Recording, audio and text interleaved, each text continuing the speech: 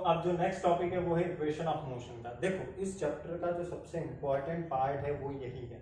ये जो तीन इक्वेशन है मोशन की, ये तीन जो हमने 5 पैरामीटर पढ़े थे, डिस्प्लेसमेंट, डिस्टेंस, स्पीड, वेलोसिटी और एक्सेलरेशन, और टाइम तो आपका है ही। तो इन्हीं पांचों 6 पैरामीटर को मिला के ये जो तीन इक्वेशन बनाई है, ये तीनों इक्वेशन जो है ये हमेशा मोशन की कोई भी आप न्यूमेरिकल लो या कोई भी प्रॉब्लम लो उसको सॉल्व कर देगी ये तीनों इक्वेशन। अब जैसे कि आपके सिलेबस में तो इन इक्वेशन को लेके इतना डिटेल में नहीं है, पर मैंने प्रीवियस ईयर के बच्चों को बहुत डिटेल में पढ़ा था। इवन ये मोशन चैप्टर ही हमारे 1 महीने तक चला था, हमने इतने सारे न्यूमेरिकल्स करे थे इसमें।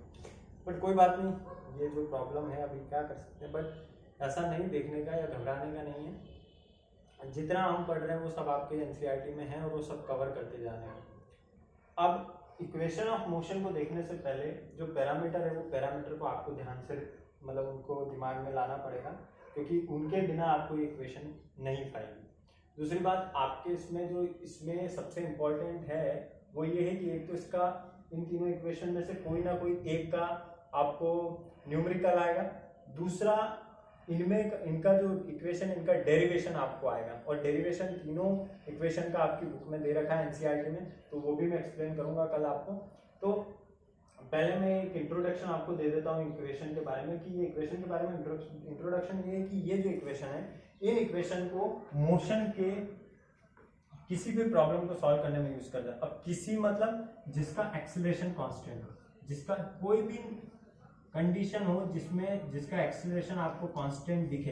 कांस्टेंट मतलब एक वैल्यू हो, 4 मीटर पर सेकेंड, 10 मीटर पर सेकेंड, दैट मीन्स उसका एक्सेलरेशन चेंज नहीं हो रहा है और वो एक कंटिन्यूअसली एक्सेलरेटेड बॉडी है, जिसका मतलब उसका एक्सेलरेशन चेंज नहीं हो रहा है। उस केस में आप ये तीनों इक्वेशन ऑफ मोशन को क्या कर सकते हो, यूज कर सकते हो। क्वेश्चन पूछा गया है, मैंने ही पूछा था प्रीवियस ईयर के पेपर में, कि ये जो इक्वेशन ऑफ मोशन ये किस कंडीशन में यूज की जाती है। तो उसमें एक ऑप्शन ये था कि जब कांस्टेंट एक्सेलरेशन होता है ऑब्जेक्ट का, तब आप ये इक्वेशन ऑफ मोशन को क्या करते हैं, यूज कर सकते हैं।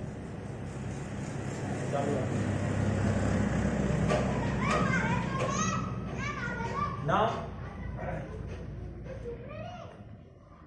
इसके न्यूमेरिकल जो होते हैं वो न्यूमेरिकल भी बहुत सिंपल होते हैं, थोड़ा सा लॉजिकल तो न्यूमेरिकल्स होते ही होते हैं, बट सिंपल अगर फॉर्मूले में आप वैल्यू पुट करो और आपको आंसर मिल जाएगा। इस टाइप के न्यूमेरिकल्स आपके लेवल में हैं।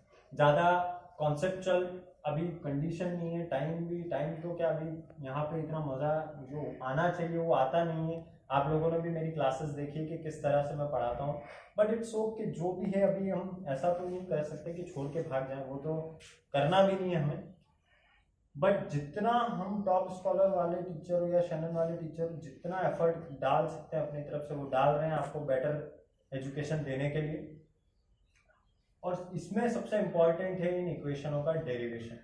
आप देखेंगे इक्वेशन ऑफ मोशन करके टॉपिक है, वहाँ पे एक डायग्राम आपको ऐसा अलग सा ग्राफ दे रखा है, उस ग्राफ के थ्रू ये तीनों इक्वेशन क्या होगी, ड्राइव होगी। ऐसा एक ग्राफ दे रखा है, उस ग्राफ के अकॉर्डिंग ये तीनों इक्वेशन पूरी ड्राइव होगी, और मैं एक एक इक्वेशन को आपको ड्राइव करके बताऊंगा, उसका डेरिवेशन बताऊंगा।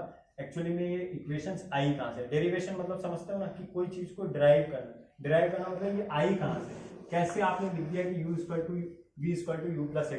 तो हम एक हाइपोथेटिकल कंडीशन लेंगे, उस हाइपोथेटिकल कंडीशन में ऑब्जेक्ट को मूव करा के उसके पास डिस्टेंस, वेलोसिटी, एक्सेलरेशन, टाइम के साथ एक हाइपोथेटिकल कंडीशन बना के ये तीनों इक्वेशन को हम डिराइव करेंगे और फिर ये ग्राफ बनाएंगे। तो ये हम कल की पिक्चर बता रहा हूँ मैं, बट बेसिकली आपको ये तीनों इक्वेशन आपके मुंह पे जबान पे रखे होने चाहिए।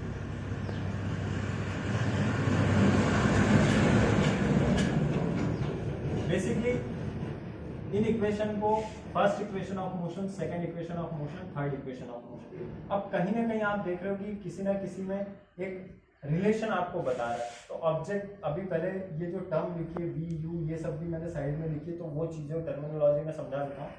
पहली इक्वेशन है v equal to u plus at। v is the, u is the final initial velocity, v is the final velocity, a is acceleration, t is time and s is distance. तो इन तीनों equation में जो 5 चीजें use में की गई है वो सब आपके सामने है। पहली u v a t s, u initial velocity, v final velocity, a acceleration, t time, s is distance. अब यहां पे पहली इक्वेशन बोलती है v equal to u plus at, second equation of motion है s equal to ut plus half at square, at का square. Now the third equation is v square equal to u square plus 2as। जब हम derive करेंगे equation तो इन तीनों equation में मैं आपको एक रिलेशन बताऊंगा। जैसे कि यहाँ आप खुद देख रहे हो कि फर्स्ट इक्वेशन जो है वो वेलोसिटी और टाइम के बीच में रिलेशन बताएगी, second equation distance and time के बीच में रिलेशन बताएगी, थर्ड इक्वेशन वेलोसिटी और टाइम के वेलोसिटी और डिस्टेंस के बीच में रिलेशन बताएगी, क्योंकि यहाँ वेलोसिटी भी है और डिस्टेंस भी है, यहाँ डिस्टेंस भी है और टाइम भी है, और यहाँ वेलोसिटी भी है और टाइम भी है, क्योंकि एक्सेलरेशन तो हमने क्या बोला है, कांस्टेंट होता है। कांस्टेंट एक्सेलरेशन पे ही ये तीनों इक्वेशन क्या करती है, काम करती है। तो इन तीनों इक्वेशन का एक एक का डेरिवेशन हम कल से स्टार्ट करेंगे, और होमवर्क जो दिया है वो कल मेरे को होमवर्क चाहिए, ठीक है। चलो बाय।